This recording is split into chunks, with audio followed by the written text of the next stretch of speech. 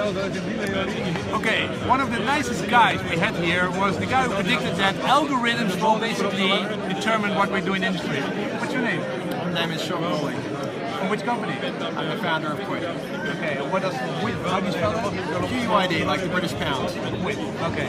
What does Quid do? We build software that lets people interact with unstructured information to try and augment their intelligence. Yeah, so you basically take a whole bunch of information, like 5,000 articles or 10,000 articles, and make structure and show. How did you come to the world to basically say, I want to build a system like this? How does it happen? I came from the world of physics, and the goal of physics is to understand the world, to try and create mathematical structures and language that lets us grasp the deeper meaning. I thought you were an athlete. I was an athlete. Now he's saying some rational system. You were an athlete. You basically love competition.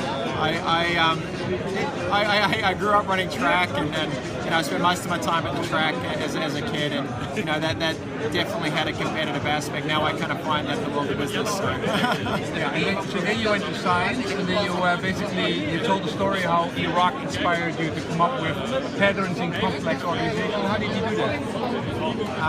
We sort of got lucky at some level. We started looking.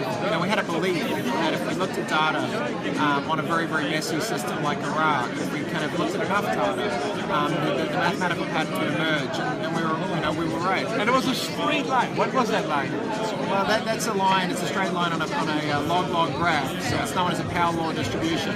A very, very precise mathematical function, in that we see it emerge all over the world in different war zones, which is I still kind of surprised me. What does the line say about the amount of attacks of small and big? And what it basically says is that there's an organizational structure that gives rise to this pattern, and what is not so much, it's not so much the pattern that's important, it's the organizational structure that creates it. So you want to build models to understand how insurgents organize, how they make decisions, how they allocate resources. But your model has to produce the kind of statistical signatures we observe from the data, and that's the key thing. Yeah. So you basically were able to organize structure and order from a chaotic system. And then you basically, how did you get out of academics to build a company in Silicon Valley? Because you're in New Zealand, you're a funny accent, you're a New Zealander? I'm a New Zealander, and I think the good thing about that is I knew that whatever I did, even if I failed, I'd always end up on a beach, being able to kind of surf in New Zealand, and life wouldn't be so bad. Yeah. So I think it encourages you to take a few risks. Yeah. For me, one of those risks was getting out of academia and leaving kind of what was a very comfortable career path. But I had a real desire of wanting to build something. And what role was Peter Thiel in that? What role did he play? Peter was he was kind of the godfather. He gave us the money, but he also, I think, pushed us pretty hard to say, don't just study the stuff, build it. And so Peter Thiel gave you, how much was it? 2.5 million. Yeah, and so then you started to build a model, and so now what you can do is you have software, which basically is a software as a service, and people can analyze a huge amount of data for what kind of purpose? So we have everything from analyzing, Red Bull, figuring out how to market, energy drinks, through to the Department of Defense, figuring out what they figure out about China and Russia. Yeah, and you also explained about how NASA uses it to basically get a grip of the world. And also, you said the Republicans were using it for the midterm elections, right? Yeah, that's absolutely right. A couple of the senators on the Republican ticket used the software in very competitive races, and the analysts kind of, blogged about their experiences, and kind of came to us and said, Sean, it's like we've got superpowers. Yeah. And I thought that really captured this thing, and I hopefully we'll get the Democrats on it next year. Yeah, it's interesting. So a couple of years ago, the Democrats were all over. They were very innovative, and the Republicans were behind. And now the Republicans jumped ships and basically are using your stuff now way more successful.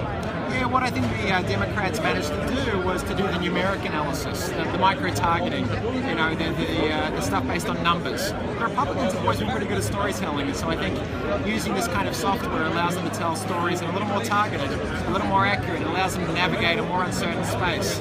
So it's big data, but it's not big data like the Democrats do. Okay, so your Quid program, how much is it? How much do you charge per user per year? We do 25,000 for a user for a year, and that's now rolled out to just about 600 users. You do about 18 million a year. How long has the company been existing? We're committed 5 years old in February. And when did you become profitable? Profitable. Yeah. Have you become profitable?